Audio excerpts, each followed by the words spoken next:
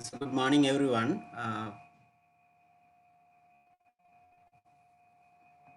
So can everyone see the screen? Okay, so last week we did revision number 1, and there's one question to discuss.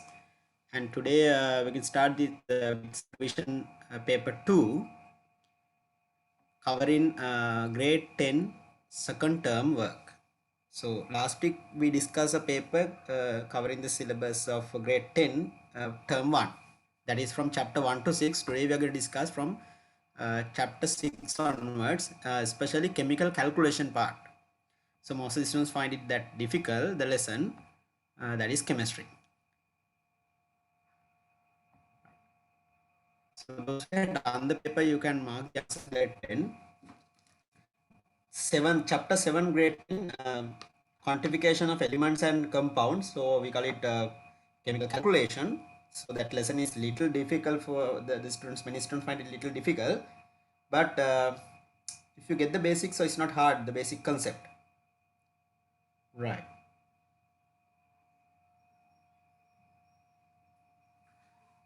Now the first question, what is the total number of atoms in 9 grams of water? Basically, you cannot directly convert grams into atoms. You cannot directly convert 9 grams of water into atoms. First, you have to convert 9 grams of water into moles. Before you find the number of atoms or number of molecules in any amount of grams, first you have to convert grams to moles. That is the first step. After that only you can convert that into the number of atoms or number of molecules. Now look at the screen. Total number of atoms, but the first step you have to convert this into moles. After that you can convert that into the number of atoms easily, because one water molecule has 3 moles of 1 mole of water has 3 moles of atoms. So one water molecule has 3 atoms. Therefore you can easily convert that. Right.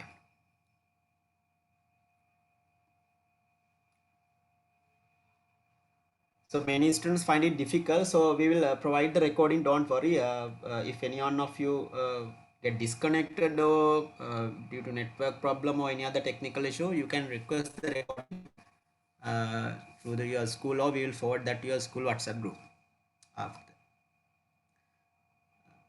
Any volunteers? Question number 1, the answer. Those who done it at home, raise the hand. Yes, anyone? Okay, Ishan, yeah, what is the answer, Ishan? First question. Answer is second. Vilana? Shamodya? Second one. Metmini, what is the answer for the first MCQ? Third one. Third one. Some of you gave first one. Okay. Basically, if they are, so this is the first answer is valid if there's one water molecule. So one water molecule has 3 atoms, one molecule, right? So I'll use the white background for the explanation.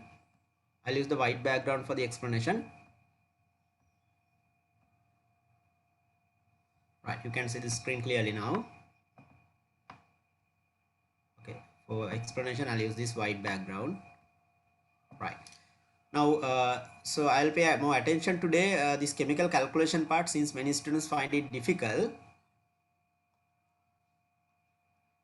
What is the total number of atoms in 9 grams of water? So this is the first step. You have to convert 9 grams of water into moles. So you have to convert mass into moles. If you can copy down this flow diagram. Mass into moles. Moles of water. H2O moles. H2O, mass into H2O moles. Then you have to convert that into atomic moles. Now this is not, now here total water moles. Then you can convert this H2O moles into total atomic moles.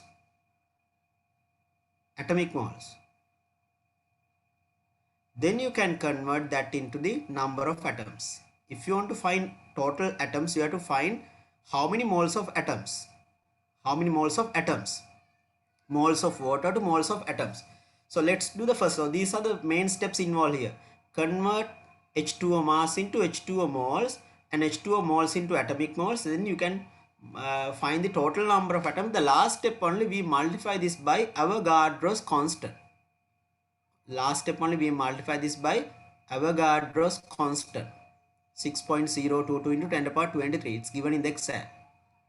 So basically look at the question data given. Usually in the exam Avogadro constant also given within bracket. Avogadro constant also given within bracket. Now H2O mass, how many mass given? 9 grams. 9 grams. So it's given in the question. Then how to find number of H2O moles? H2O moles, mass divided by molar mass. So you can see the molar mass of water 18. What is the molar mass of water? 2 hydrogen and 1 oxygen. Total is 18. So you divide 9 grams by 18 grams per mole. Molar mass unit grams per mole. 18 grams per mole. Then you can see the number of moles you get here. 0.5 moles. Half moles.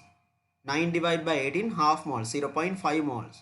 Gram get cancelled, 0.5 moles the answer. So how to find the atomic moles now? Atomic moles, you can see this must be multiplied by 3.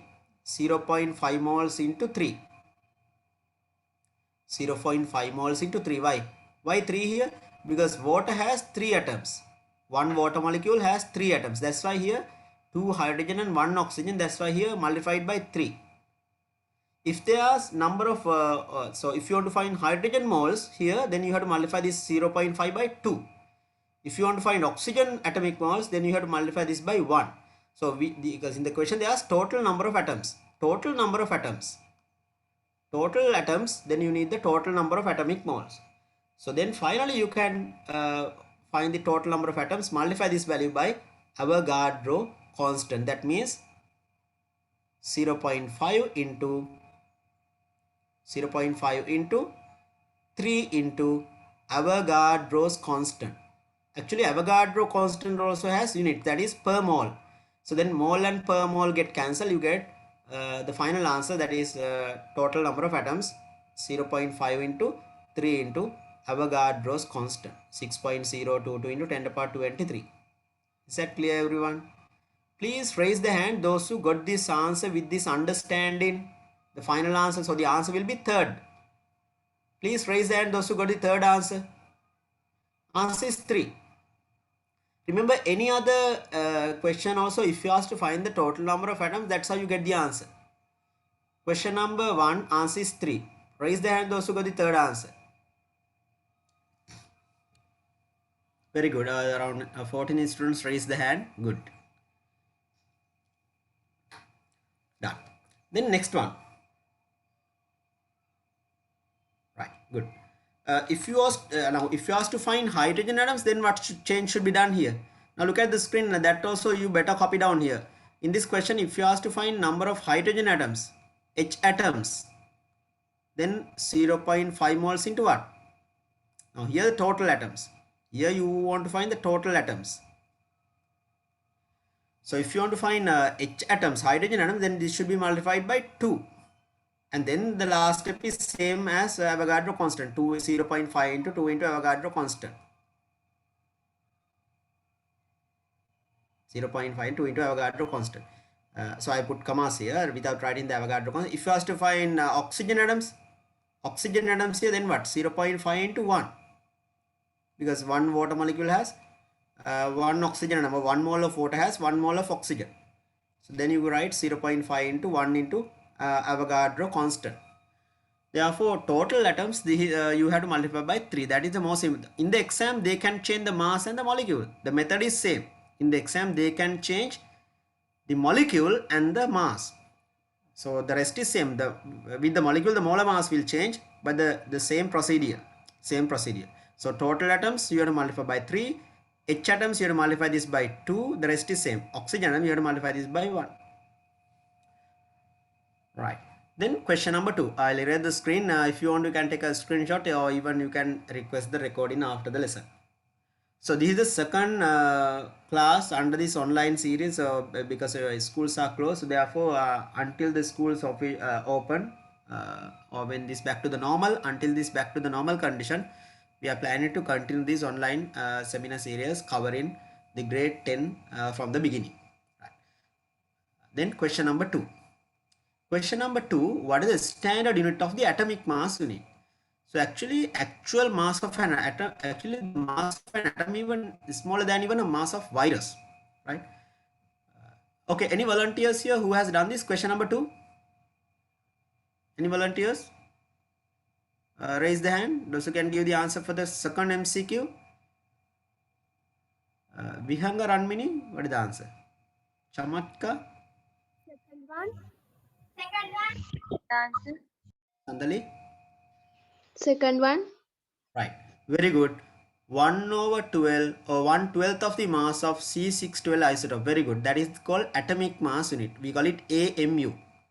AMU. So if you want, you can do the mass of the carbon atom and then you can calculate this numerical value in the exam. If they give the mass of the carbon atom, you can find this exact value. You get 1.66 into 10 to the power minus 23.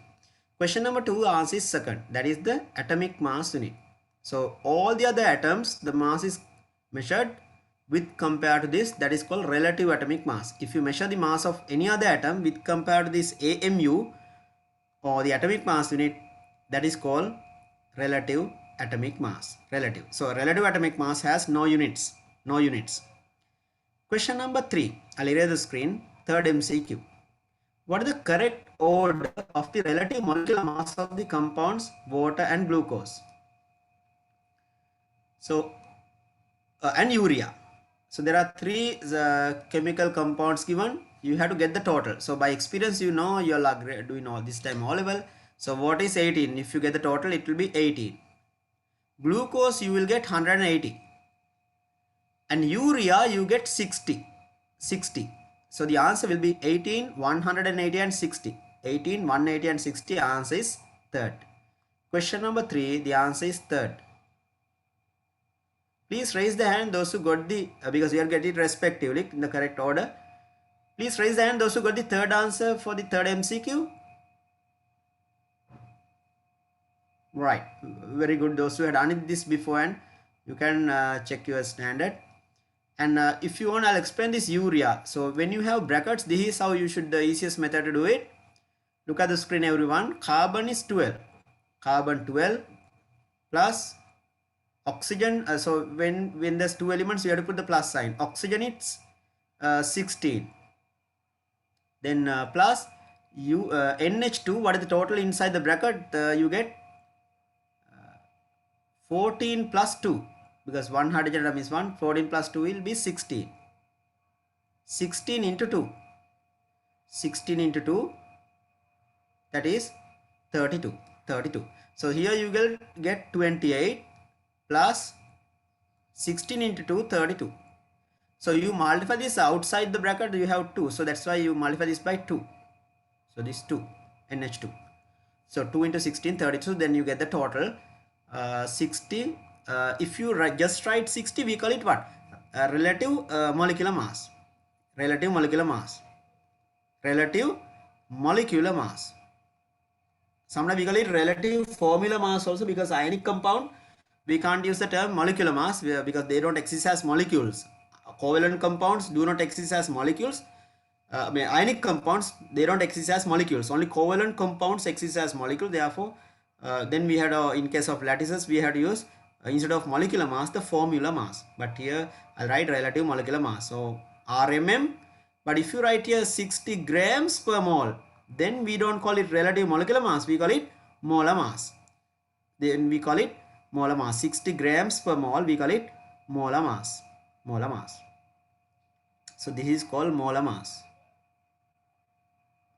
Molar mass has units. Same answer, but molar mass in grams per mole, relative molecular mass just 60. And the other most important is urea. It's a very important substance, because that is the, if you only write here, urea is the main nitrogenous excretory product. What is urea? Urea, the chemical formula CONH2. Urea is the main nitrogenous excretory product of man. What is that? Main nitrogenous, they can ask that in the exam, nitrogenous excretory product, because you learn about protein, amino acid, urea, excretion, excretory product, nitrogenous excretory product. That is one way that we can expel nitrogen from our body. So how do you get urea? This is how, that also I will tell how urea is produced in your body. You eat protein. Any food rich in protein, what happens inside your digestive system? It's converted into amino acid. I put AA for amino acid. So if there's excess amino acid, that is broken down in the liver to make urea. Excess amino acid goes to the liver. Excess in the liver convert that into urea. Therefore, who synthesize urea? Please note down that separately in your writing book. Urea is synthesized, or urea is produced by the liver. That is the largest internal organ of your body, liver. Urea is produced by the liver, excreted by the kidney. Please write it. Urea is produced by the liver and excreted by the kidney. That also important. And protein contain 4 elements. What are the 4 elements present in protein? Carbon, hydrogen, oxygen, nitrogen. We call it CHON. Carbon, hydrogen, oxygen, nitrogen. Then amino acid contain again CHON. CHON, carbon, hydrogen, oxygen, nitrogen. Therefore, urea also contain these 4 elements. You can look at the chemical formula of urea: carbon present, oxygen present, nitrogen present, hydrogen present. But when you exhale, you can expel what elements? Carbon, hydrogen, oxygen, carbon dioxide and water vapor. But this is one of the main method of excreting nitrogen from your body as urea. There are 2 other nitrogenous excretory products. One is creatinine and the other one is uric acid. If you only write uric acid, known in the chemical formula, and creatinine. Creatinine also considered as nitrogenous excretory product. There are 3 nitrogen containing excretory product. Out of those 3, the main one is urea. Chemical formula, you should know the molar mass 60 grams per mole, relative molecular mass 60. Right? So bit important about urea. Everyone should keep a separate CR book or short notebook. This online seminar class series. Important things, because not to mark the answer, you should learn something new from each MCQ. Or because you should explore the other lessons when you are discussing one question here. Then only your knowledge will improve, and that only will help to improve your marks. Otherwise, you will not get the same question as it is in the exam. Right, question number 4. I'll erase the screen. Question number 4.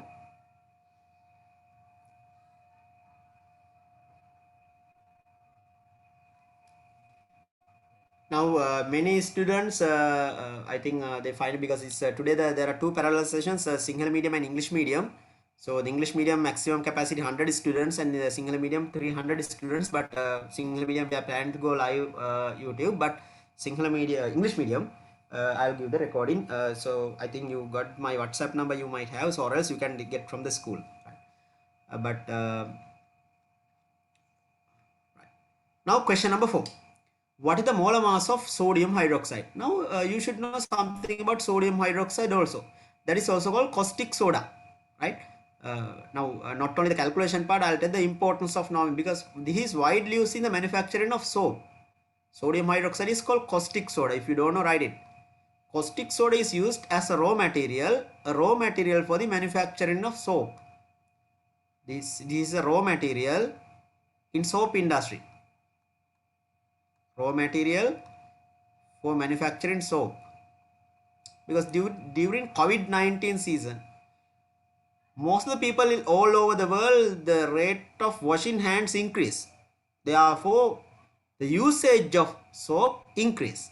Sanitizers and all this hand wash and all the usage. So then there was a big demand for the soap.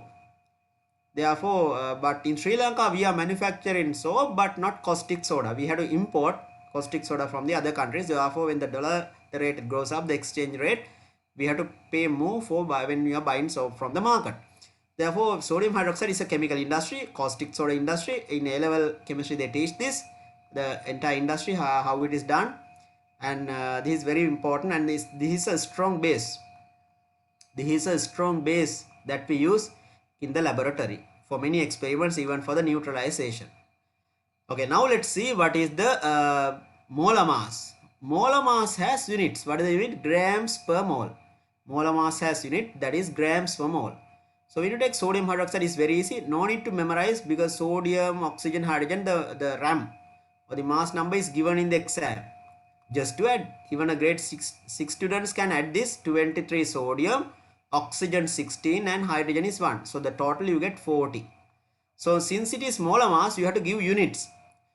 Question number 4, the answer is first. Question number 4, the answer is first one. Please raise the hand those who got the first answer for this. How many of you got the first answer? 40 grams per mole. But if they are now this is also very important. Sodium hydroxide is an ionic compound. Ionic compound. It is a solid. Therefore, you can't tell relative molecular mass, because this one exists as a molecule. This is an ionic compound. Ionic compound. Therefore, we normally for ionic compound we use formula mass instead of relative molecular mass. So it's mentioned in the textbook also. Right. Very good. Those who raised their hand, those who done it before. Question number 5. Fifth MCQ. You can see the screen clearly now. Fifth MCQ. Question number 5. What is the amount of substance in 22 grams of carbon dioxide? So remember, this is because now this 7th lesson, chapter 7, quantification of elements and compounds, grade 10. Sometimes you get directly the questions from this lesson. Sometimes they can incorporate the calculations with the other lessons. The example, preparation of solution, grade 10. Mole fraction. You need chemical calculation. Even if you want to find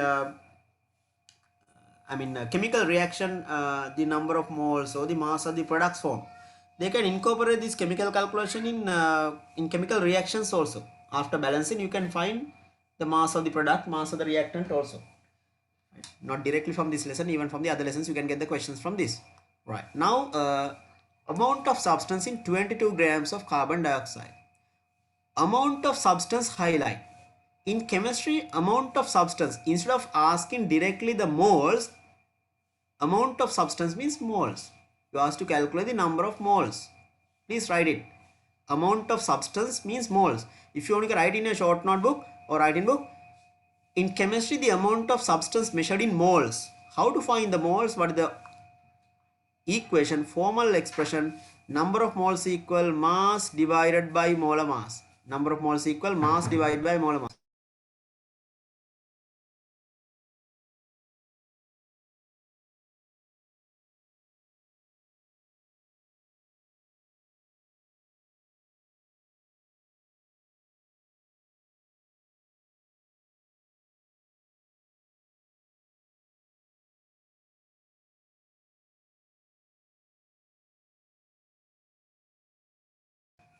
Right. Now, simple M mass in grams, capital M molar mass, grams per mole. Simple N in grams, that is the mass of the substance. It can be molecule or compound or anything. This is grams per mole, molar mass. So let's see now how many moles in 22 grams. Amount of substance means moles. Please remember that. 22 grams divided by, what is the molar mass of carbon dioxide is not given, but you are given carbon and oxygen, the RAM. So you can get the total here. So by experience, you know it's 44, right? Carbon is 12 plus 2 oxygen atoms. So it's 32. 32. Then you get the total 44 grams per mole. 44. So we divide this by 44 grams per mole. Gram get cancelled. Gram gets cancelled. Then you can find the number of moles. You get the final answer in moles. Gram cancel. You get half mole. Look at the screen. 22 times 1, 22 times 1, 22 times 2. You get half mole. Half mole. So number of moles equal 0.5. Half means 0.5. 0.5 moles. But no need to simplify this answer. You can see the answer is given in the form of this equation. That is 22 divided by 44. 22 grams divided by 44. So this is the answer. 22 grams divided by 44 grams per mole. Answer is third. Please raise the hand those who got the third answer for this. How many of you got the third answer? 22 grams divided by 44 grams per mole. Yes? Right, very good. Around 30 students raised the hand. Okay, very good. Well done. I'll go a short method also. Okay, I'll lower the hand first. Please raise the hand those who are joining from grade 10. Any grade 10 students joining here? How many grade 10 students joining here? Grade 10 students. So this is the second time only Nushki, right? Okay, all the others are doing this time all well. Okay, good. Right. Then question number 6. I'll erase the screen. One more thing. There's a short method I can give to find the mole. So there are 3 variables here. Look at the screen. If you want, you can find this easily. This method. You can find the simple M. I'll put here and simple N. And short method. If you search in the internet also, you will get it. The mole mass and like the molar mass, that triangle. But I think it takes time, so I'll quickly show in the internet. If you search the mole mass, mole and molar mass triangle, then you get it easily. So there are certain things you can easily get from the internet. I was trying to broadcast this lab, but it didn't work. Give me a second.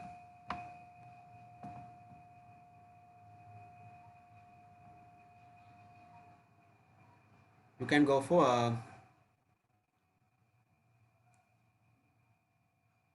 sorry.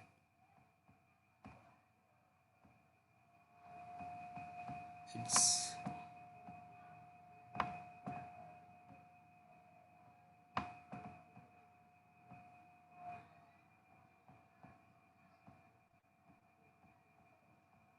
okay. So if you wrote mole triangle,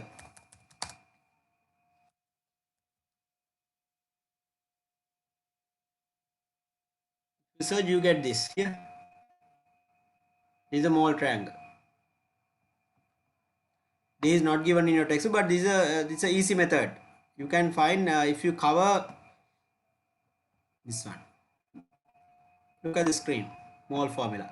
So if you take simple M divided by simple M, you can get capital N into MR. MR is molar mass. So if you multiply, then if you want to find anything here, you cover that and the method is revealed. Method is revealed. It's not given in textbook, but international books they use this.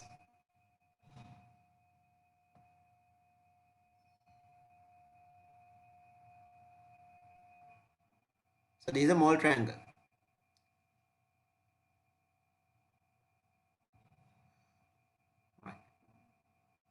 Mass equal moles into molar. So this is division, this is multiplication. I'll explain that again, don't worry. Or we'll say this way, then it's easy for you. You may copy down this simple N. You can write down this if you want. Easily you can find it. This is mass, simple M. And this is moles, N. This is capital M, molar mass. So if you take simple M, look at this side. If you want to find moles, look at the screen. If you want to find moles, you can up this. Then the method is revealed. What? Simple M or capital M. Method is revealed. If you want the one you want to find, you cover that. Then the method is revealed. Mass divided by molar mass. So imagine now I want to find. Look at the screen, everyone. If you want to find, say, I want to find mass. I cover that mass in grams. So what is the method? What is left? Moles into molar mass. So if you now out of these 3 variables, you cover the one that you want to find, then the method is revealed. Simple N into capital M. Because otherwise the many students, because you have to remember 3 equations. So this is a short method. If you want, you can draw this quickly and label. Right? Then it's a short method. If you imagine I want to find the molar mass, what is the method? Then if you cover the molar mass, capital M, method is revealed. How? Mass divided by moles. Mass in grams divided by moles. MOL. Then you get grams per mole, molar mass. So will you please copy down this? So if you want, I'll write it again here.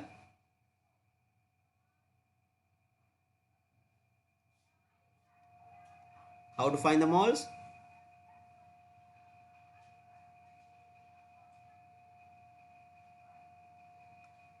This is mass. Here the moles.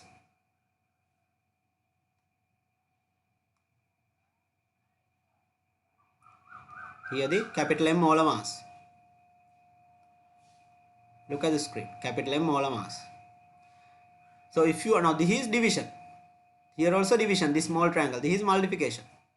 So if you want to find, look at the screen. If you want to find moles, what is the method? Simple M or capital M. Then you can write the equation. If you want to find the moles, simple M divided by capital M. That is the first equation. You can construct 3 equations from this. Now I'll find, if I want to find mass, what is the method? Second, I'll write the second equation here. Very easy. Number 2. How to find the mass? Method is revealed. If you cover that pink one, what is left?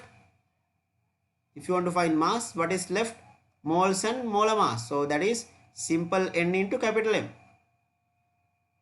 That is the second equation. So the third equation, if you want to find the molar mass, if you are given data of any 2 of this, if you are given in the exam, you can find the third unknown one. If you are given any 2 of this, you can find the unknown one. So I will cover capital M. Capital M. That is what? Molar mass. Molar mass.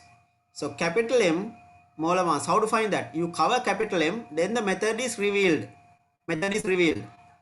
Capital M, molar mass, that is in grams per mole.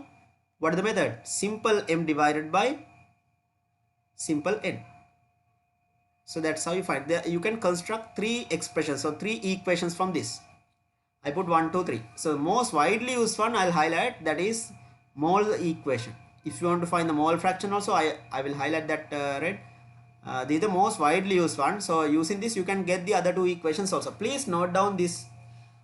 The relationship between mass, moles and molar mass. Grade 10 chapter 7 chemical calculation summary.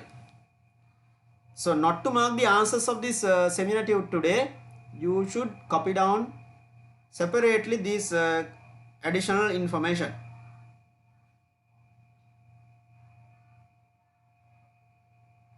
Right. Anyone still copy down? Please raise the hand. Done. If you want, you can define what it is. M for mass, N for moles, capital M for molar mass. Right. If you, I hope you are familiar with this. If you don't know, write N for moles, number of moles. Simple M for mass. This is the mole triangle. And capital M for molar mass. Moles, MOL, the unit, and mass in grams, and molar mass, grams per mole. Molar mass, grams per mole. Molar mass, grams per mole. Understood? Now you can check whether you are getting the correct unit here. Let's see. Now I will write, let's see whether we are getting grams per mole from this equation. If the equation is correct, you should get the correct unit. You can't just put, so you can see simple M gram, simple M gram. Mass in gram divide by simple N mole. So you get the correct unit, grams per mole. See, nicely matched. So here let's see whether you are getting moles. Mass gram, look at the screen, within bracket I put unit gram. What is the molar mass? Grams per mole. Grams per mole. So gram get cancelled, you get the final answer in moles, MOL. Right? So let's see this number 2, equation number 2. See whether, let's see whether we are getting grams from this equation. Gram. So mole, MOL within bracket I put, and molar mass, grams per mole. Grams per mole. So what happened? This mole per mole get cancelled. You ended up with grams. You ended up with grams. Therefore units also nicely match. Gram, mole into gram per mole, then you ended up with grams. So here mole, gram divide by mole, you get like that. So this is also a bit interesting. You can, I don't know whether you have learned this before. If not, you can note down this. Done? Anyone still copy down? Raise the hand, otherwise I'll erase the screen. If you need more time to copy down this, please raise the hand. When you're done, please lower your hand. When you're done, please lower your hand.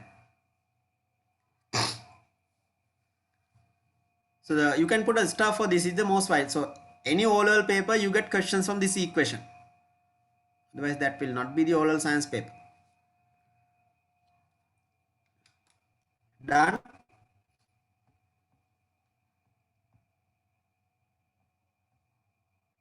Right. Okay, I get the screen.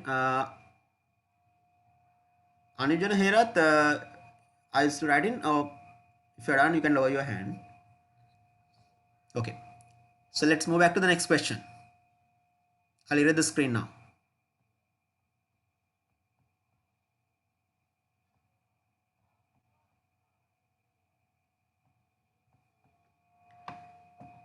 We are talking about question number 6. One more thing now. Okay, I'll come back to that slide. Question number 6. Which of the following compound is an ionic compound? Ionic compound. Now, there are two types of compounds that you learn in chemistry: ionic compounds and covalent compounds. Ionic compounds and covalent compounds. So, how to identify whether a given compound is ionic? If they are made of ions, right? Ions combine to form ionic compound, positively and negatively charged ions. Usually, if there's a metal in a compound, with non-metals, if metals and non-metals combine, mostly it's ionic. In your syllabus, most of the time it's ionic compound. If metals, non-metals combine. If non-metal combine, mostly it's covalent. Not always, mostly it's covalent. If non-metal combine. If all are non-metals in the compound, mostly it's covalent. This one I'll give you some example. Ionic compound you can write here. So sodium is a metal. So chlorine is non-metal. So sodium chloride ionic. Magnesium is metal. Then oxygen is non-metal. So magnesium oxide ionic. Like that. Or else you can write sodium carbonate, sodium and carbonate. So all these non-metals, carbonate, carbon and oxygen non-metal. Then sodium carbonate, Na2CO3. All these ionic. If you take non-metal, if all are non-metals, if non-metals combine, then mostly is covalent. Say example, glucose. Glucose contain only non-metals, is covalent. So this I am telling a short method. The weak students at least remember this way. Any weak student can remember at least this way easily covalent and ionic compounds. When you are given the formula, you should know whether this is ionic or covalent. So if all are non-metals in the compound, mostly is covalent. There are few exceptions, but mostly is covalent. So example, glucose, C6H12O6.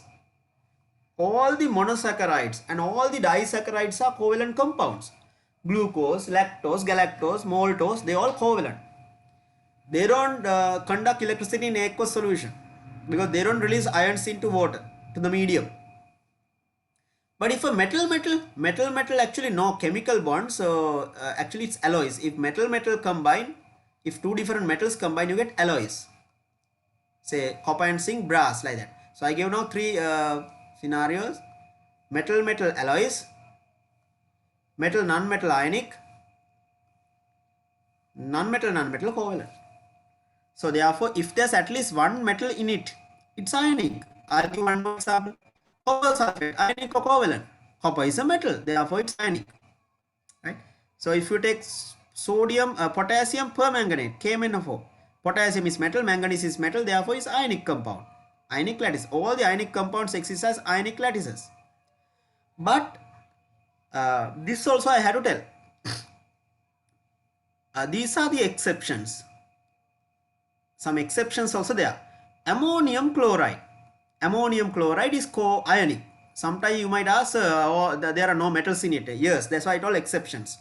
Ammonium ion, NH4 plus, Cl minus. So it's ionic compound, ionic lattice, ionic compound. All the ionic compounds are solid. All the ionic compounds are solid at room temperature, and most of them are soluble in water, and solutions conduct electricity. Ammonium chloride, say ammonium nitrate also ionic. Ammonium nitrate is ionic. But these are some exceptions. So you write down this separately. And but even though we write here it has ionic bond, but it has covalent bond also. If you take NH4 plus, so in this ammonium chloride, if you take NH4 plus out, so within that you have covalent bonds also. So this compound has both covalent and ionic bond. between ammonium ion and chloride ion, it's ionic bond. I'll put some dots. So this is the ionic bond. Ionic bond. But if you take only ammonium, it has covalent bonds also. This is ionic bond. But if you take ammonium ion alone, so there are 4 bonds here around nitrogen. There's a plus charge. These are covalent bonds. So please write, everyone, there are 4 covalent bonds. Please write ammonium chloride is an ionic compound, but it has both ionic and covalent bonds. Please write it. Ammonium chloride is an ionic compound, but it has both ionic and covalent bonds. Ionic compound. Ammonium chloride is ionic compound. But if you take, therefore ionic compounds can contain some covalent bonds, but there must be at least one ionic bond also. But if you did you all finish copying down? Because these things not mentioned in your textbook. Now my advice, don't do this with the do this with the intention of understanding or improving your chemistry knowledge, rather than fully targeting exam. Like mostly it's like abstract content based learning, targeting the exam, you memorize the note. That is not science education. That is not the way you should study chemistry.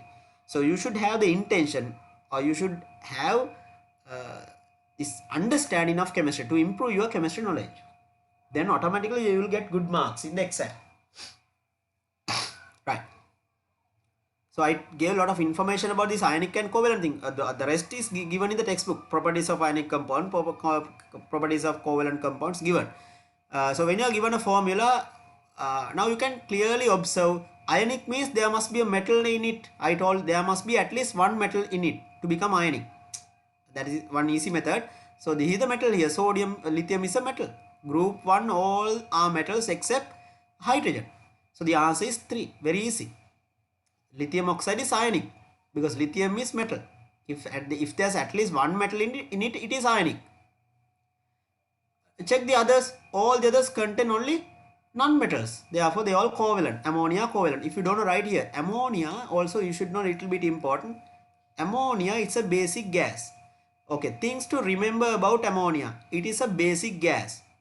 And to manufacture ammonia, right, a basic gas.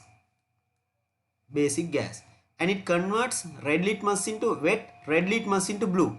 And the other one is ammonium ion. Some students, they mix up this ammonia and ammonium ion. This is ammonium ion. Ammonium ion. So this is free, neutral one, ammonia molecule. So it's covalent. This is methane, it's covalent. And fluorine, it's covalent. It is a yellowish gas, toxic gas. Fluorine is a toxic yellow color gas. Toxic yellowish gas, pale yellow gas. Others, ammonia is used in rubber industry. And to manufacture ammonia, they use iron as a catalyst.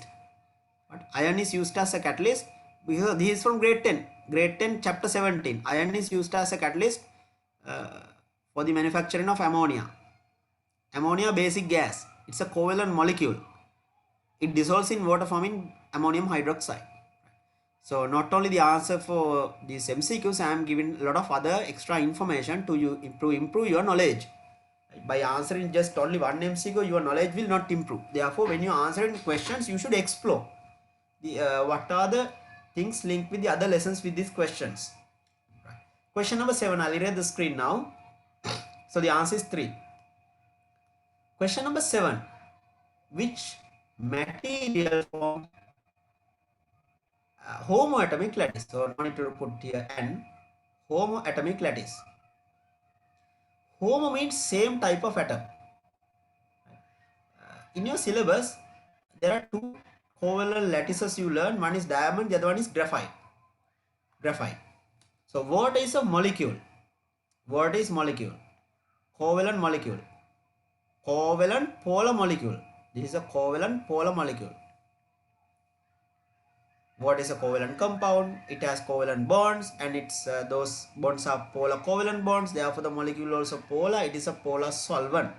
And water molecule, you should know the Lewis structure, and you should know its inorganic compound. Many things to remember about water: high specific heat capacity, high cohesive and adhesive forces, for specific properties of water, grade 10 biology. So water you learn under chemistry, water you learn under physics, and water you learn under biology also. So what is a bit special you should know, you can write an essay about water, the chemistry essay, right?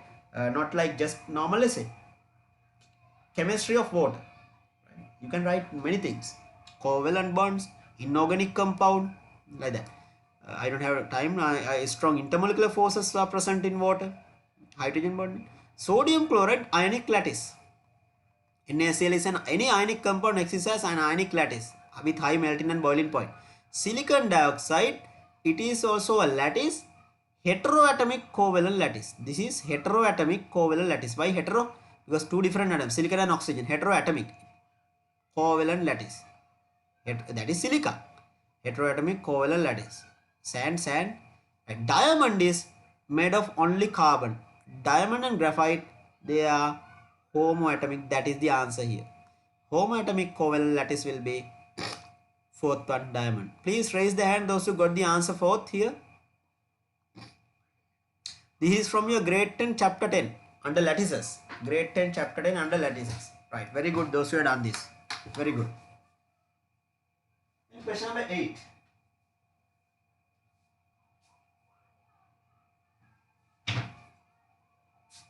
So don't forget that O-level science paper you are getting nearly 40 to 50% from grade 10 work. That's why now you might have forgotten the grade 10. Sometimes you might have missed some lessons. So no point of doing again theory from the beginning. You have to learn it by doing it. Practice questions. Many questions possible.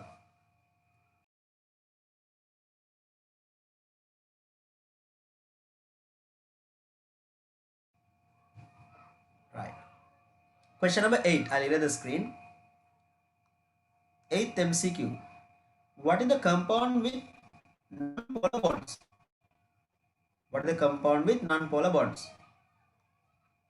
Okay. There are two types of covalent bonds. What are the two types of covalent bonds?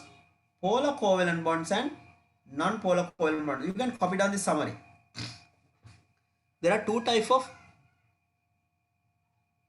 covalent bonds. You can note down this separately somewhere. Actually, it's like not only doing questions, you have to recall the theory also. Covalent bonds. Covalent bonds, there are two types. Polar covalent bond and non-polar covalent bond.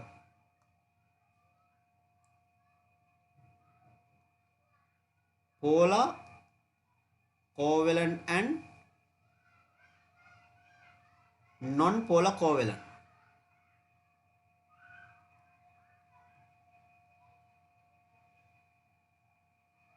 Look at the screen. Polar covalent and non-polar covalent bonds. Covalent bonds are two types, polar covalent bonds and non-polar covalent bond. How to decide whether it's polar covalent bond or non-polar? Polar covalent bonds are formed between different atoms. Between different atoms. You can write within by between different atoms. Non-polar covalent bonds are formed between identical atoms, so between similar atoms,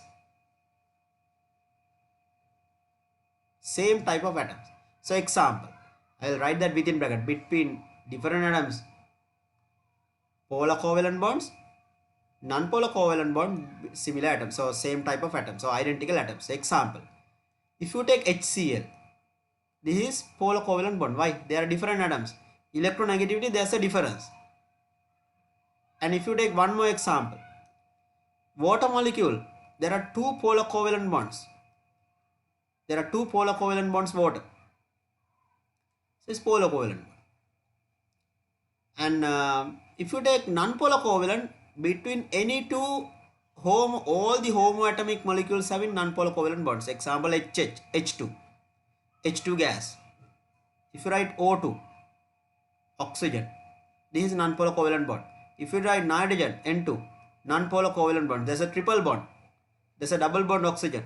Or if you write F2, all these are non-polar covalent bond because electronegativity difference 0.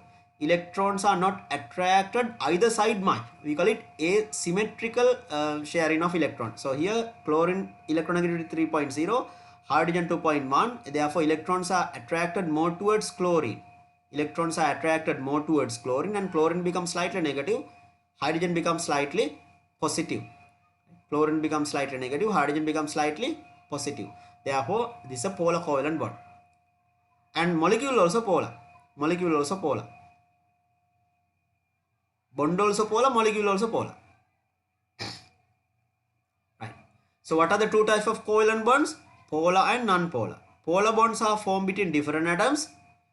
Non-polar covalent bonds are formed between identical atoms. Now you can easily get the answer. They are asking which one is non-polar. Non-polar bond formed between similar atoms. Answer is fourth. Please raise the hand those who got the fourth answer before me. How many of you got the fourth answer before me? Yes? Right, very good. Answer is fourth. NaCl actually not a covalent bond, it has ionic bond. But here NaCl is because if electronegativity difference is extremely high, so it's going to be ionic. They don't they separate completely as plus and minus. So the answer is fourth. I have please copy down this, and under each MCQ I am giving some explanation, so that summary is bit important for upcoming papers. Question number 9. Ninth MCQ. Why do noble gases like helium, neon, argon do not form in chemical bonds with the other elements? Actually, they are also called inert or less reactive. Their valence is 0. Group 8, fluorine, chlorine, group 8, helium, neon, argon, krypton, xenon and radon. These are the group 8. All these are monoatomic gases. What is the other term used for this? They are also called noble gases. They are also known as monoatomic gases because they exist as single atom. They will never become diatomic. Monoatomic gases. Monoatomic gases, and they are less reactive. Monoatomic gases as well as they are also called noble gases. The reason why it is called noble gases, they have configuration. Now up to argon you have to remember the configuration 228 288. They have their configuration is very stable. They have a stable electronic configuration. Their outermost shell is completely filled. Outermost energy level or outermost shell cannot accommodate any more electron. It's completely filled. They are fully satisfied. No need to gain any electron. No need to receive electron from anyone because they are already full. Will completely fill the outermost shell. Therefore, they are less reactive. They don't easily share electrons with the others because they are already completed with the outermost shell. Answer is second. Please raise the hand those who got the second answer for the 9th MCQ. Yes, any volunteers? Right. Very good. More than 20 students raised the hand. Question number 9, answer is second. Question number 10. I'll erase the screen. And remember, this helium is the second lightest gas. Helium is used for filling these air balloons or weather balloons also because it's safer than hydrogen. Hydrogen is the lightest gas, but helium is safer than hydrogen for filling balloons because helium is less reactive. Helium is less reactive than hydrogen. Question number 10. Look at the screen. 10th MCQ. This is from physics. Momentum, what is the equation? Momentum is mv. So when you read the data, the equation should come to your head. Momentum is mv, mass into velocity. Mass given how many kilogram? 5 kilogram into velocity given 4 ms minus 1. So you get the final answer 20 kg ms minus 1. 20 kg ms minus 1. K should be in simple because I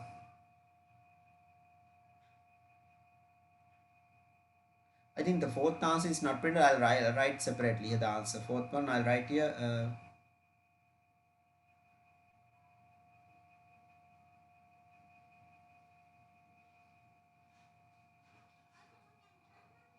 Right here, say 25 or something.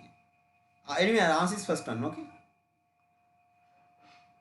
Be careful about the units in the exam, but there must be a space between the unit and the numerical value. So kilogram K simple, otherwise it become Kelvin gram. Kilo simple K, capital K for temperature, Kelvin. Therefore, when you are writing the units, this capital simple also matters. Then question number 11, I'll erase the screen. 11th MCQ. This is a good question. Like about 2-3 times in the oral past papers, recent oral past papers, they have asked this. So what is the equation for this? W equals mg. W equals mg. That is how you convert mass into weight. What is the equation used to convert mass into weight? W equals mg. So here mass, how many kilos? 60 kilos. 60 kilos. G you can't write 10 because on the earth 10, but it become 1/6 of this value on the moon because they are asking on the moon. On the moon gravitational acceleration is what? 1/6 of the earth. The moon gravitational acceleration on the moon is 1/6 that of earth. 1/6 of the earth. Earth is 10. That is the gravitational acceleration on the earth 10. So you have to multiply this 10 by 1/6. Then you get the gravitational acceleration on the moon. So I'll write here multiplied by 1/6. So then you get the final answer. When you simplify this, what is the final answer? 6 times 1, 6 times 10. 6 times 1, 6 times 10. Then you get 10 into 10, 100. 10 into 10, yes, 100. Unit Newton, because weight measured in Newton. 100 Newton. Please raise the hand those who got 100 Newton for question number 11. Use the equation for now MCQs, they don't check the method, but if you get this under essay or structured essay type question, so then you will get 1 mark for the equation. 1 mark for applying values to this equation and 1 mark for the final answer. Question number 12. 12th MCQ.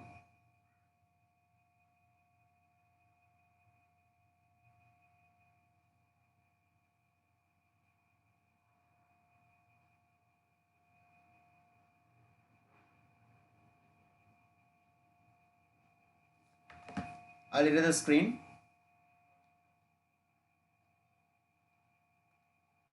Select the false statement about, now this is about friction. First one, nature of the surface do not have any effect of friction. Actually, nature of the surface effect on the friction. So that is wrong.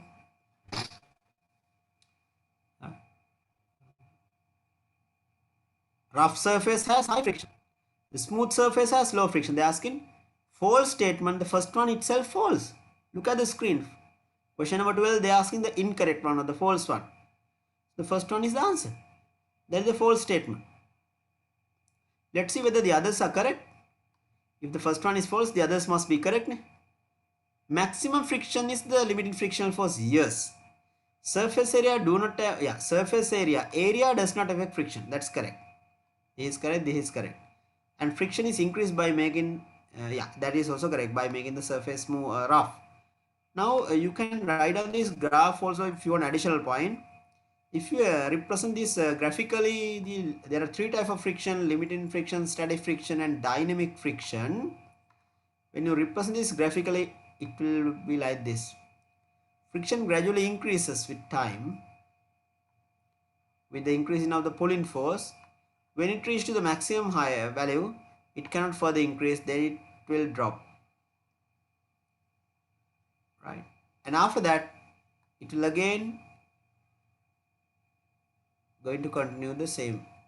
Well, this side you can write friction. This side time. So this is called, number 1 is limiting friction.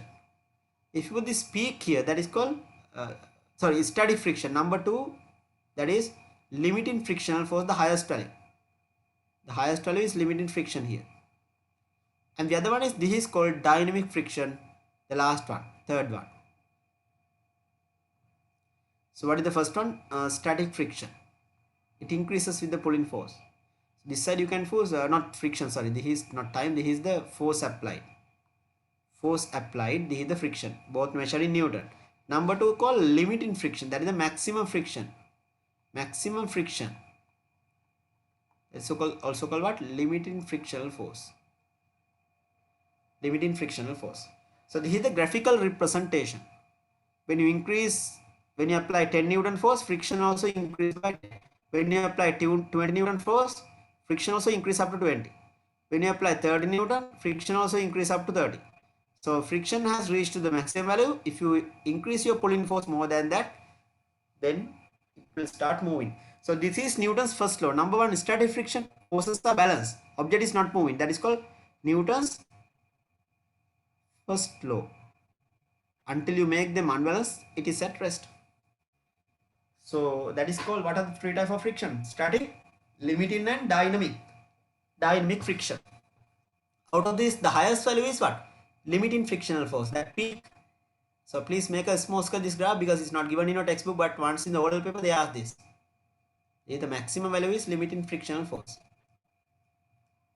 Limiting frictional force. And number 3 will be what? A dynamic friction is slightly less than the limiting frictional force. Dynamic. Right, understood? And the other most important thing, write with the red pen, contact area. Contact area, nature of the surface matters. Area of the contact surface has no effect on friction. Area of the contact surface, area highlight, has no effect on friction. Either you put the cover to that side or this side, you have to make the same effort. Right. If you are going to pull a cupboard, by changing the face, it touched the ground, so you can't change the friction unless you make it smooth surface. Question number 13. 13th MCQ. The resultant force on the given object.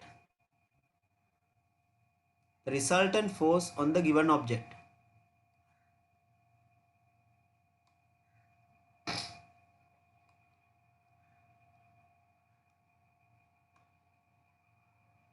Resultant force means what? This side you have total 100. 100. This side 10. So the resultant force equal what? 100 minus 10. Then you get the answer what? It's 90. 90 Newton the resultant, but it's towards which side? Towards the same side. If you only can put an arrow above this. Question number 13, answer is 4th. So hard one. 4th. Question number 14. Produce equilibrium, what is the value of W? So you can use the left side, the product equal to the right hand side when it is balanced or when it is at equilibrium. Look at the screen. This is how you do it. W into 2 meters equal 50 into 4 meters. So you can write here W equals 50 into 4 divided by 50 Newton, okay? 50 must be Newton.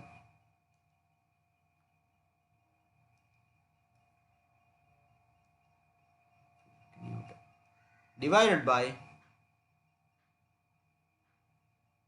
how many meters? 2 meters. So you get the final answer, W equal 2 times 1, 2 times 2. Meters get cancelled. Then you get what is the answer? 100 Newton. Please raise the hand those who got 100 Newton for the unknown weight. How many of you got 100 Newton for this? Very good. Right. More than 26, 27 students raised the hand. Very good. Excellent. Right. Question number 14. Answer is 4th. This one I gave 19. Yeah. Then question number 15. I'll erase the screen. 15th MCQ. A frame photo. Now this is a good question.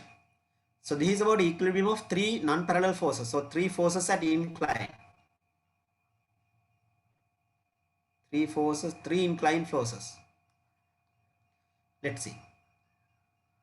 PQ and W forces act on the same plane. Remember, in your syllabus, you will never get forces on different plane. All the forces that you get co-plan. What does it mean of co-plan? Forces that lie on the same plane. So it's like if a picture is hanging on the wall, they are on the same plane, correct? So this is true. Sum of P and Q, that is wrong. Highlight the word sum. Sum of P and Q not equal to W. So how to correct this statement? Resultant of P. How to correct this? Resultant of P and Q. Resultant of P and Q is equal to W, and not the sum. I'll give one example. Imagine now this P is 5 Newton, Q is 5 Newton. Can you tell W equal 10? That is completely wrong. You can't tell like that. So if sum of P and Q equal to W, then 5 plus 5 10. That should be correct. That is wrong. That is correct if the forces are parallel. Please note down that. That is correct if the forces are parallel to each other. If you get the answer, if you get the diagram this way, then it's correct. Look at the screen, everyone. If the upward forces are parallel to each other like this, look at the screen.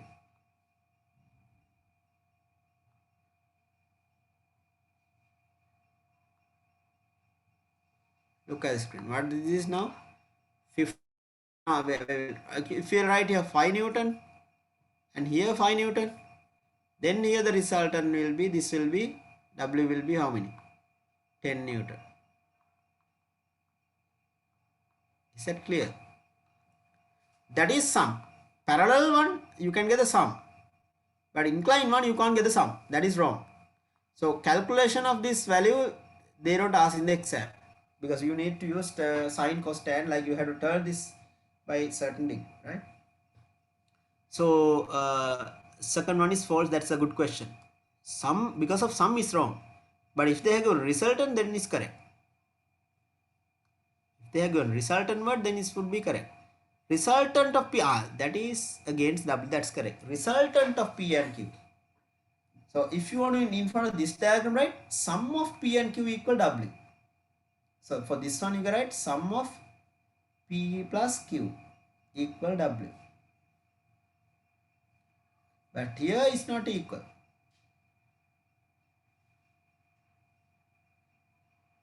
Understood? So please write that if you want. When the forces are parallel, yes, you can get the total by adding the magnitude. If they are non-parallel, you can't just add. You have to get the resultant. Right. Question number 16. So the true statement will be A and C. How many of you got A and C for this? A and C only true.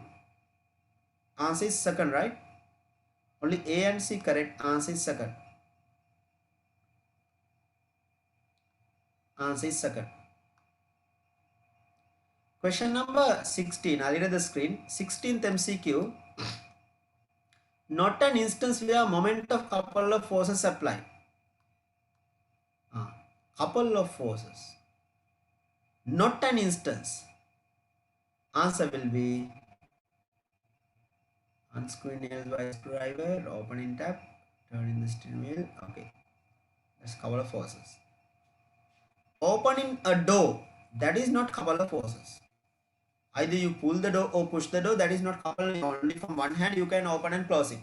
But the steering wheel also you can do with one hand, but mostly we use both the hands. So that's the rule. If you get caught while using one hand only for driving, you can't do it. It's very risky. I had practice. I can do it. No. Right. Then question number 17. I'll erase the screen. Now next Tuesday also, if the schools are not open, all the schools, so next Tuesday also we are planning to, because this paper, the essay type questions most probably I will discuss next week, and the last week paper, any students also couldn't join last week and didn't get the paper, the last week paper, raise the hand. Wait, I'll first lower the hand. There are some students raising that. How many of you got absent last week? The last Tuesday class absent? Last Tuesday you got absent, no? Okay. So I'll try to forward that paper to your. You can get the paper from the school from your this teacher. Or I have forwarded all the school teachers WhatsApp group. We have forwarded this paper. Is there any possibility of putting that to the chat? So please try to do it because the last question I had to discuss that also. It's a good practice for you. Wait, I'll check whether there's a possibility of uploading that. I think I have to close it first now. Because they are the last question I discussed.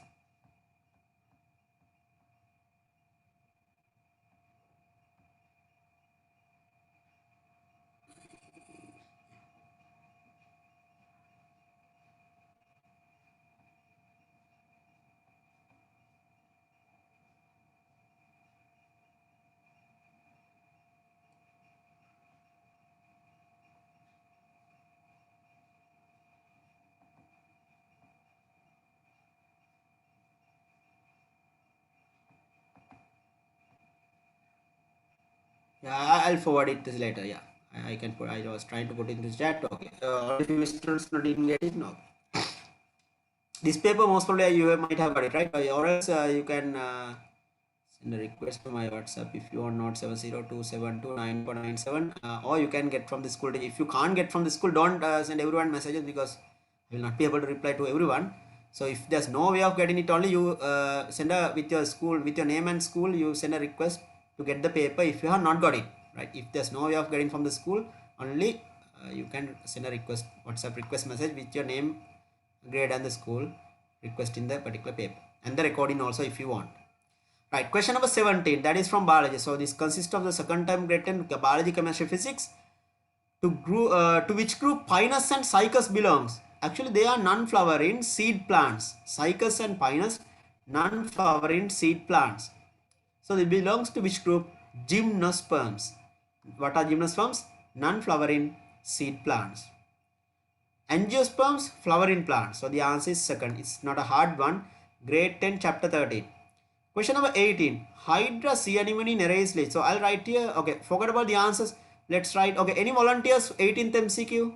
Who can give me the answer for the 18th MCQ? Raise the hand. Kasun Sanjeeva. Class. Ishan. Nihanga. Second answer. Second Asha? answer. Dishan. Natasha. Sandali. Second one. Second one. That is Nidaria, Annelida and Mollusca. Yes, very good. Your answer is correct. Question number 18, answer is second. Nidaria is also called sea lenterata. There are three animals: hydra, jellyfish, and sea anemone. Nereis, leech, and all the segmented worms, even earthworm, lump, and annelida. Segmented worms. So this one sometimes covered with a shell, that is mollusca. And this is a hydra, sea anemone, and jellyfish, that's under sea lenterata. Sometimes we call it Nidaria.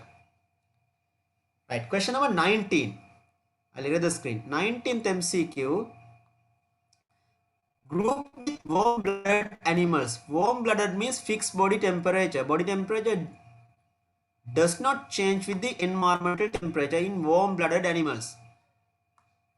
Answer will be yes. I'll ask any volunteers. Question number 19, the answer. Anyone can guess the answer? And anyone can I'll ask from Dinu Jaya Gunardana. Third answer. Okay. Hansi Situmini. Sandali. Third one.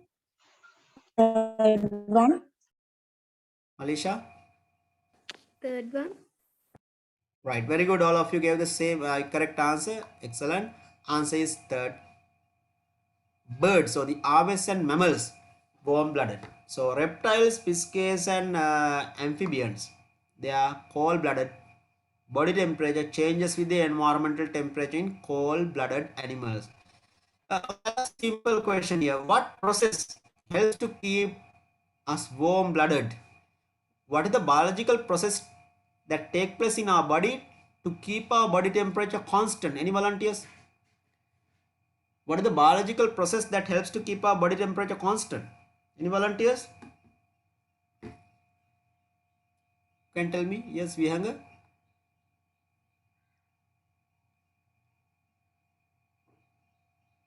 Tishani, yes. What is the biological process that helps to keep our body temperature constant? Circulation.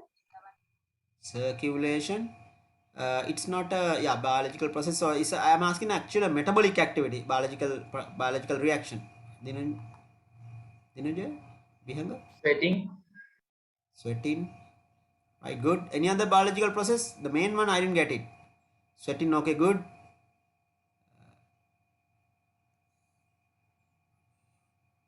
Inulivogeny. Excretion. Excretion. The main one you didn't. None of you gave me. I'll ask from Himasha. Cellular respiration. Very good, excellent, Himasha. Cellular respiration. So, cellular respiration generate heat. In cold climate, your rate of respiration increase, energy demand increase. You can eat more food. Food demand increase because more calories get burned in cold climate to keep your body warm. Cellular respiration by mitochondria. Part of energy is becoming heat. So when you're doing exercise, when you're running a race, your body get warm up because respiration increases to generate heat, right? So therefore, respiration is the main biological process. What are the other physiological processes? As you said, the sweating, excretion and all that also will help. Question number 20. Correct scientific name of coconut. Remember, last 20-30 years O-level papers, they have never asked to write the scientific name, not to memorize the spelling. So mostly either structured essay or essay type, they will give the wrong form, the scientific name. They'll ask you to correct it. They will give the wrong form and ask you to correct it. Then the answer, I'll ask the answer from Masha. First answer. First answer, very good. Answer is first one. First letter capital, all the others in simple, and the name must be in italics. Question number 20, answer is first. Very good. Question number 21. Not a characteristic of sexual reproduction. Not a characteristic. Any volunteers? Not a characteristic of sexual reproduction. Any volunteers? Sandali? Second one. Second one. Gametes are not produced. Very good. That is not a characteristic. So gametes are not produced. That is wrong. Actually, in sexual reproduction, gametes are produced. Male gametes and female gametes. Gametes are not produced. That is wrong. Gametes are produced. That is a characteristic. Meiosis occurs. That is a characteristic. Two parental organisms involved. That is a characteristic. What is not a characteristic? Second one. Question number 22. So, my advice now when you're answering the papers, the questions, you have to pay attention to the question word. You have to pay attention to the active word of the question. Otherwise, you might do careless mistakes and you will lose about 5 to 10 marks. All science paper, then your A can become B, not due to lacking knowledge, due to careless mistakes. So that you have to minimize by practicing many questions like this. So any students will lose marks. That's why you don't need to get 100 out of 100 to go for A pass out of 75, because you can do mistakes up to 25. But we need the people, those who are doing minimum mistakes. No one is perfect, but otherwise one day if you become a surgeon, you do 100 heart surgeries. If 90 people die, what happened? So that is not good. Like, simple careless mistake, you are dealing with the life of a person. So the patient will die. Or you give 5 or 6 tablets or medicines you prescribe to a patient and one go wrong, it can cause death. So you can't tell one mistake or simple mistake, I gave 5 tablets correctly, only one wrong, then that is the life of this patient. Therefore, in science we need the accuracy, and your accuracy, precision, right? That's very, very important. Right, question number 22. Adaptation of plant to avoid self-pollination. So what is the active word here? To avoid self-pollination. So you have to pay attention to the adaptation to avoid self-pollination. Those are the important words here. So and with the correct example, correct adaptation and correct example. This is from grade 10 chapter 14 plant reproduction. Grade 10 chapter 14 plant reproduction. Any volunteers? Ishan? Third answer. I will commit Tridax. Any other volunteers? Question number 22. Ishan gave the third answer. Tishani? Tishani? Third answer. Yeah. Anyone else other than third answer? Right. Okay. Very good. Answer is 3. Very good. Excellent. Question number 22. Answer is 3. So this is right. Just recall in the previous memory, right? If you want to show the textbook page also. This is recall in your previous knowledge. So this is directly memorizing part. So this is, I mean, no need to, there's no logic here. Just recall. So there are some questions in your oral science paper. Just recall in the previous memory. But not all the questions you are not getting of this type. So such questions, so there can be about 10 MCQs like this. Recalling the previous knowledge, about 10 to 15. That is for the students also going for at least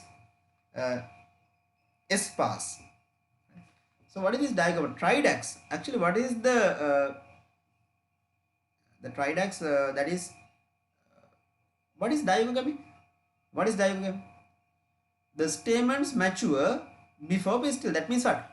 Male and the female part do not mature at the same time. If you only can put an arrow towards the third one, answer is 3. So what is this called? They mature at different times. If they mature at the same time, there's a greater chance for what? Self-pollination. Self-pollination. Good. So that is the correct adaptation and the correct example. Question number 23. Look at the screen. Select the plant with natural parthenogenesis. Natural highlight. Active word you have to pay attention in the question. Active word. Natural highlight. Parthenogenesis. Natural parthenogenesis. Any volunteers? Not man-made one. There are man-made seedless varieties also. Man-made seedless fruits also they are. But here they are talking about natural. Any volunteers? I'll ask the answer from only Ishan raise. Any other volunteers? Please raise the hand. Those who can give the answer for the 23rd MCQ. Dinujaya Gunawardana. Third one. Chamatka. Third answer. Right. Very good. Chamatka and Dinujaya. Answer is very good. So pineapple and banana seedless. Naturally, if you only write here, put an arrow right. Naturally occurring seedless fruits. Naturally occurring seedless fruits. Naturally occurring seedless fruits. Right. So what is the other one? Bread, not red food. Here B is missing. Actually, it should be breadfruit. B is missing. Please add that. Breadfruit. What is the other example for this? Breadfruit. But grapes you can't tell. Why can't we take the first answer? There are seedless grapes. We call it Atanathimidi, baby naran. But that is man-made. By using artificial plant hormones also you can make seedless fruits. But the question is about naturally occurring ones.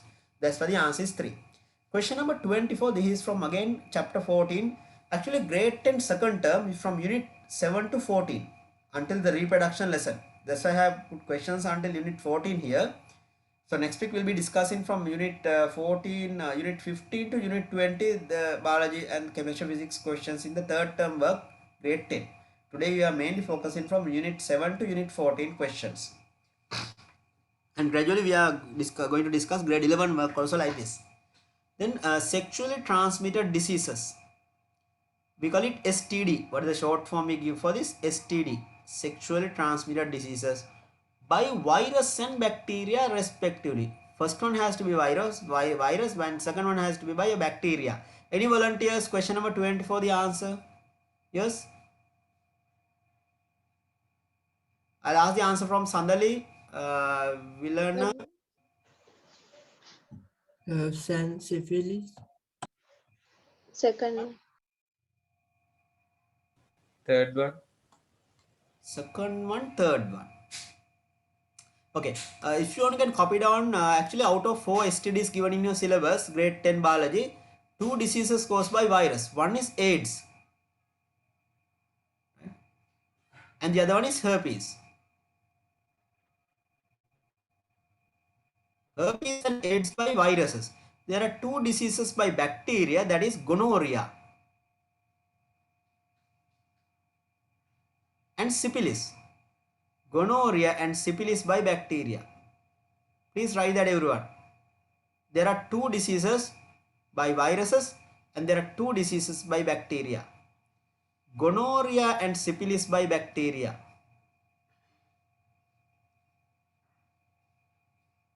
Gonorrhea and syphilis by bacteria. AIDS and herpes by viruses. So the answer for the 24th MCQ, I think many students gave the correct answer. First one by virus ne? Answer is 3.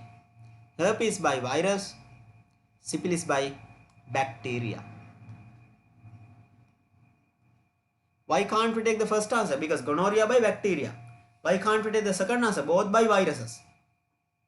Why can't we take the fourth one? Gonorrhea by bacteria. Please note down this if you don't know. 2 diseases by viruses and the other 2 by bacteria. Out of the 4 sexually transmitted diseases given in your textbook. Right, that is the 24th. The last MCQ. So last week also we discussed 25 MCQs. Now with this 25 we have done 50 MCQs now, including today's lesson. Question number 25. I'll erase the screen. So if you are fully okay with this, no problem, but otherwise you better copy down separately the theory behind and from which lesson you have got the question at least. 25th one.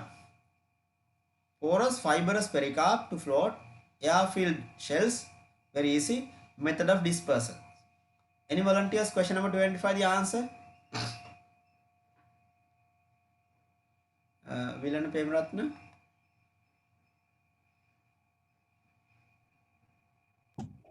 By water. Chamatka? Second answer. Second one. Very good. Ranmini, Chamatka, Vilana, very good. Answer is second one, by water. Sometimes in the exam they can give a line diagram and ask questions from this. Sometimes they can give a line diagram and ask questions. Sometimes they will give some hook like structures like Nagadarana, like this. Right, so then they can like this. So then that is by animals. Sometimes they can give like this kind of one. That also numerous hairs like this. That's by wind.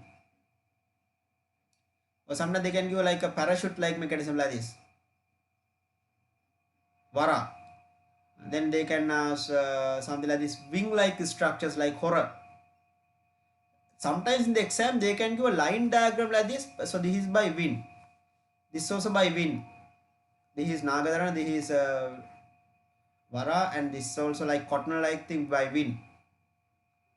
Sometimes they can give air-filled shells like this, cavities like this, air-filled cavities. That is by like coconut and all, that is by water. So depend on the diagram given, you should know the method of dispersal. Sometimes they can give a diagram because there are some possible questions of this type. Not very colorful one, line diagram they can give. Right? Then question number, so that is the end of 25th MCQ. Now those who have done this paper at home or those who got the answer before me, please raise the hand. Those who got all correct 25 out of 25 to check whether you are okay with the grade 10 second term work. How many of you got all correct? Those who have done this at home, you have to back. So okay, Yasit, Shehan, Yasit, we are from which school? Yasit, can you raise the hand again? Yeah, Yasit, we are from which school?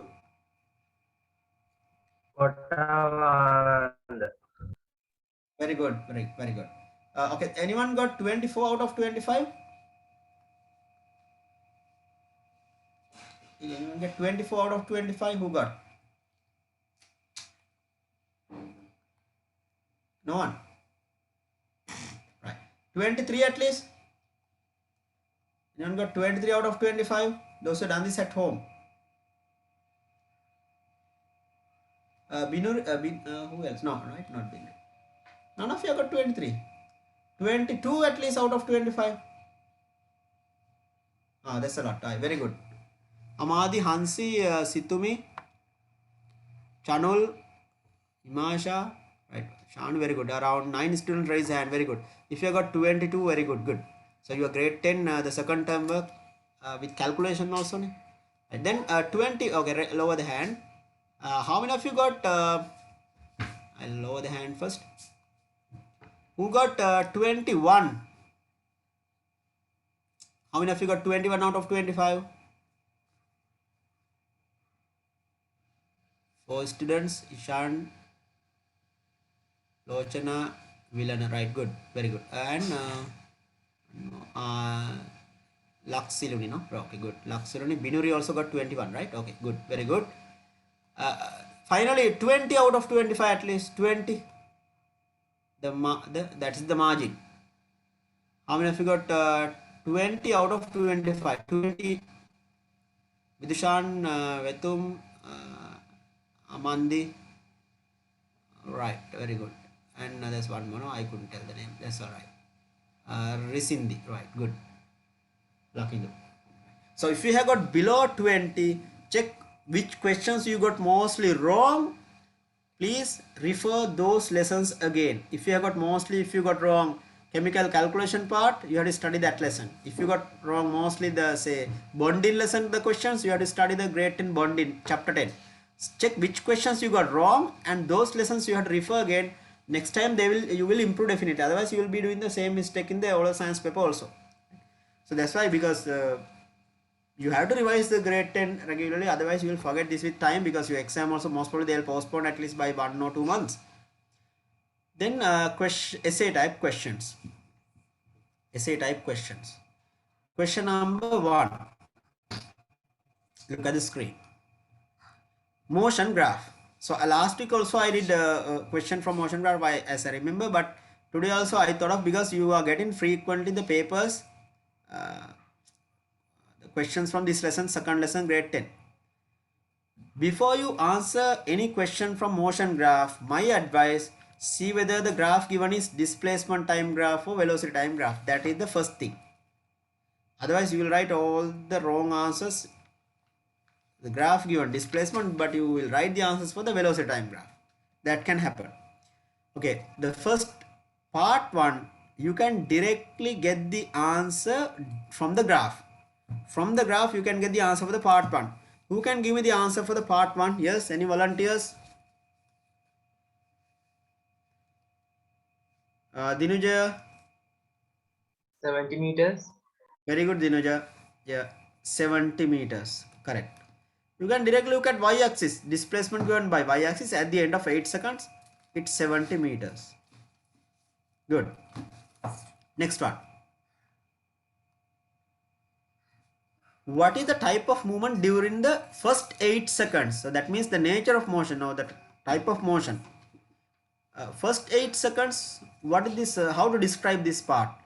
That means D to A. What is this motion called? Any volunteers? Please raise the hand. Who can give me the answer for this part 2? Natasha? Hansi? Uniform velocity. Sandali? Uniform velocity. Very good. Answer is uniform velocity. Very good. If this was a velocity time graph, we call it uniform acceleration. Therefore, this is very good, uniform velocity. Or sometimes we call it constant velocity. In a displacement time graph, we call it uniform velocity. Very good. But mostly these girls are replying. No, what about boys? So I think many girls joined today's session. No, I don't know. Most of the times those who reply uniform velocity.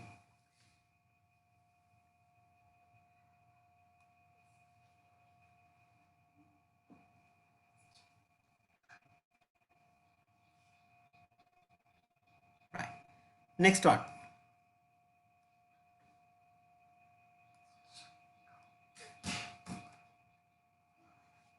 What is the type of motion during 32 to 40 seconds? 32 to 40. Look at here. That means from B to C. Any volunteers? B to C, what is that called? How to describe B to C the motion?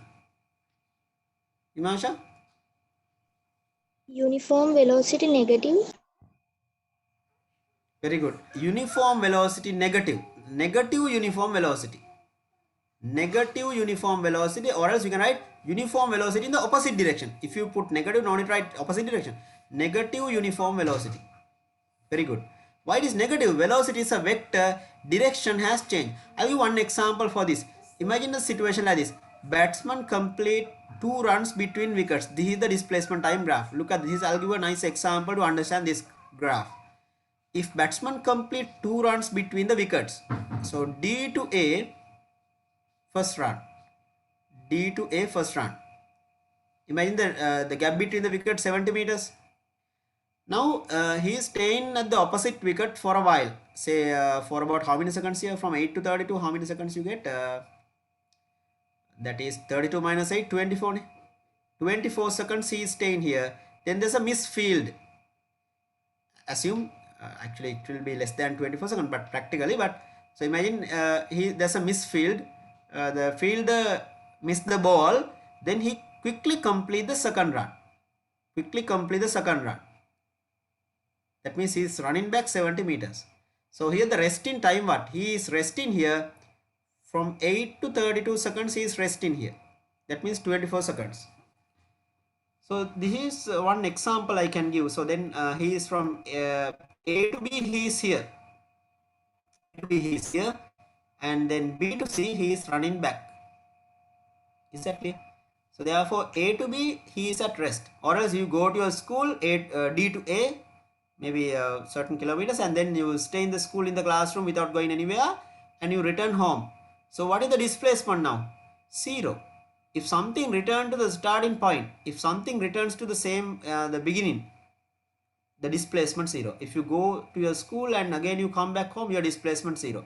Or batsman complete 2 runs between the wickets, displacement 0. But distance not 0. Distance 70 meters into 2, 140. So most of the questions given in the term test papers, provincial papers, from velocity time graph. But recently the oral past papers, they have given displacement time graph also. Because most of the students, they have more experience, or mostly they have they practice velocity time graph. Therefore the students with the displacement time graph, that performance bit weak. Right, negative uniform velocity, or you can write uniform velocity in the opposite direction. Then what is the distance traveled by the train? Distance, not displacement, right? Distance will be what? Who can tell me the answer? The total distance traveled by the train, or if for the object? Any volunteers? Sandali? 140 meters. Good. 140 meters. How did you get 140? 70 meters into 2. 140 meters. Very good. Next one. What is the displacement of the object after 40 seconds? Look at the screen part. What is the distance traveled by the train after 40 seconds? After 40 seconds, what is the displacement? Any volunteers? What part? Last part, the answer. What is the displacement after 40 seconds? Any volunteers? Yes, Imasha? 0 meters. Milana? 0. Natasha? Vihanga? Yes, correct. 0 meters. Very good. 0 meters. Because you can see at the end of 40 seconds, look at the value of y-axis is 0. The displacement given by y-axis. Okay. Right. That is the end of first part. Then second one. These two questions very important. It's introduced to new syllabus. Question number 2 and 3 introduced to new syllabus after 2016. Before 2016, no question from this practical. So this is from grade 10 practical, chapter 8, grade 10. Grade 10, chapter 8. So under respiration, there are two practicals. What is included as X? Yes, any volunteers? What is the aim of this experiment? They don't ask here. That is to show that oxygen is necessary for the respiration. Actually, one factor necessary needed for respiration to show whether oxygen is given utilized during respiration. Yes, Imasha, what is the answer for the part one? Any other volunteers? Germinating seeds. Dinujaya, Germinating seeds. Inula, Inuli, sorry. Ilana, Ishan. Germinating seeds. Germinating seeds. Very good. Germinating seeds. So if you want to write here, germinating mung seeds. Germinating seeds. If you want, you can keep even grasshopper or animal, but it's easy to deal with germinating seeds because germinating seeds respire. Germinating seeds respire. During germination, oxygen is absorbed and temperature increases. Rate of respiration increases. Enzymes get activated. Seeds increase in size. Seeds get enlarged due to the absorption of moisture. If you want to write during germination, seeds absorb moisture. Enzymes get activated. The stored starch broken down to glucose or maltose, and that is utilized for the respiration. Temperature increases because heat also liberated during respiration. Then number 2, what is included as Y in the tube of the apparatus A? Any volunteers? What is A here? In the tube, there's a chemical substance Y. I'll ask from Sandali, yes? Ishan? Potassium chloride. Potassium hydroxide. Potassium hydroxide. Very good.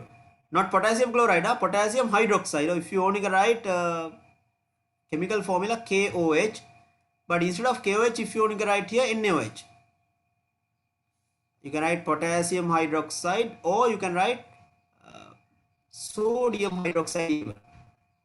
NaOH. NaOH. Either potassium hydroxide or sodium hydroxide you can use. Next one, give reasons for using the above chemical substance. Yes, any volunteers? Why do we need to use this chemical substance in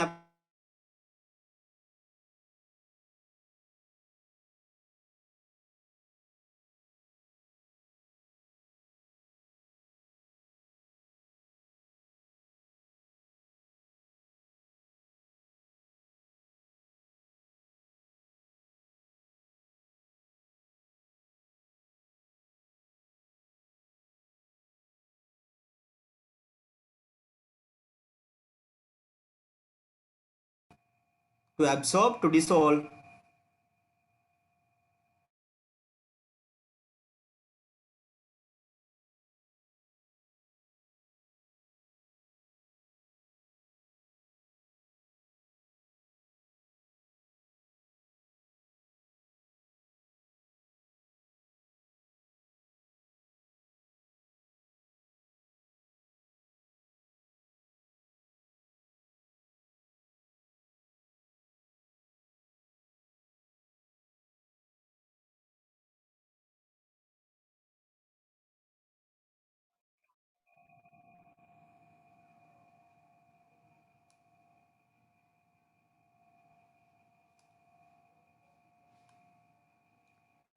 Okay, sorry about that small disruption. So I shared the screen again. I was asking the question, the answer for this last part 4, give reasons for using this substance. Yeah, Vilana Januki. To absorb carbon dioxide. Yeah, from where? From where carbon dioxide? Yeah, Januki, Manisha. To absorb carbon dioxide in apparatus A. Yeah, actually, carbon dioxide in apparatus A given out by respiration, right? To absorb CO2, released during respiration. Because initially also CO2 can be present in air. That one we neglect. We neglect the initial CO2 present. Initially the CO2 can be present in air. To absorb CO2 given out by respiration. To absorb CO2 release. That is germinating seeds. If I to absorb CO2, that also accepted. What is the expected observation? Part 4, any volunteers the answer part 4? What is the expected observation of this experiment? Look at the screen. You can see here in the textbook they have given a colorful diagram. The colored water level here, it has gone up, but here no change. Here no change. So that is the observation. Colored water level in the glass tube has drawn up. Colored water level is drawn up in the glass tube of apparatus A but not in B. Colored water column in the glass tube is drawn up. Colored water column is drawn up.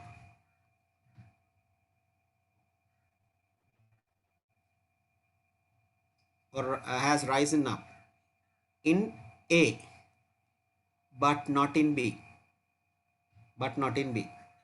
Colored water level has increased in the glass tube of apparatus A but not in E. Why colored water level goes up? Due to the removal of oxygen for the respiration, because oxygen is taken in. When oxygen is absorbed, then the volume of air inside the conical flask decreases. To fill that gap, to that pressure decrease, therefore the colored water level is drawn upwards due to the removal of oxygen in the conical flask.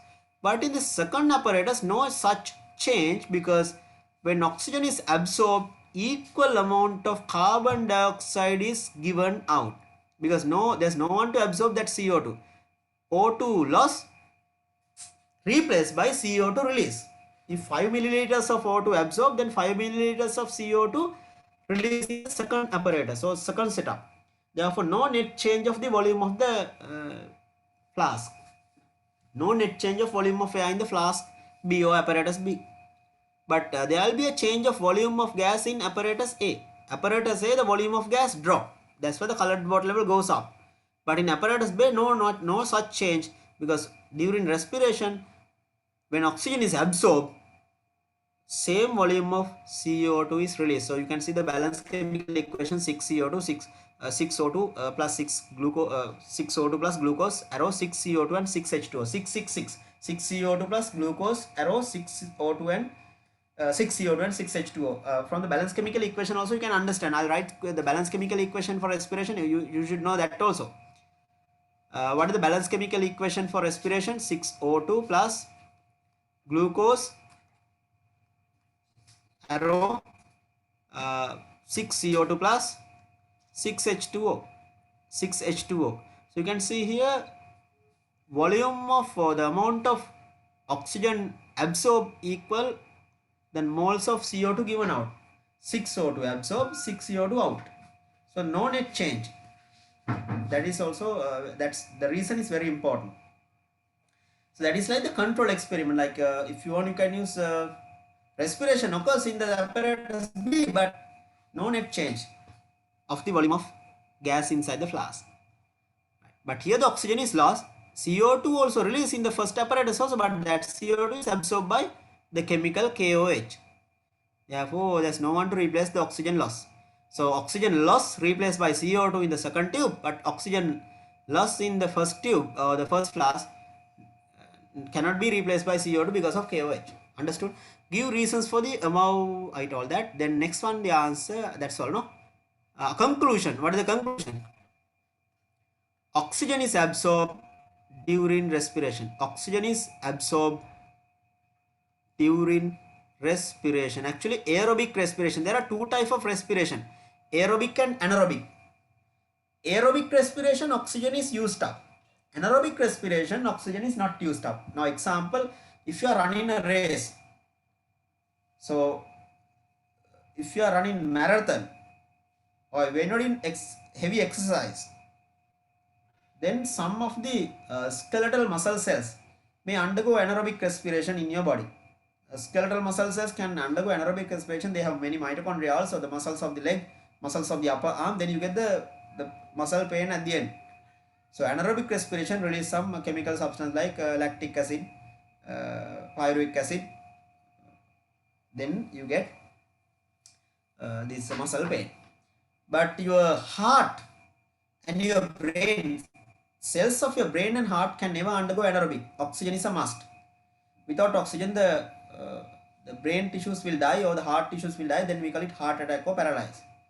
Therefore, some cells of your body can undergo anaerobic respiration like skeletal muscle cells. You had done all animal tissues, the plant tissues, living tissues, chapter 1, grade 11. Therefore, they get tired. I mean, they will never get tired. If they get tired, that's your heart problem or the brain, like some issue, right? So you get headache also due to the poor supply of oxygen to your brain. Therefore, heart and brain tissues cannot undergo anaerobic. Oxygen is necessary. If there's no oxygen supply to the heart or the brain, then it can cause even death. Right. Question number 3. What is the time now? It's almost 7. It's almost 10:30. So the question number 3. There are 3 more questions. 3, 4, 5. So those. And remember now this previous paper, the last question also we had to discuss, because no point of just telling the answers without explaining the theory behind each question. This is also a good question. Now those who have not completed this, no point of just copying the answer. Try to, even you can refer your notes, no problem. You can refer the notes and do it. It's a good experience.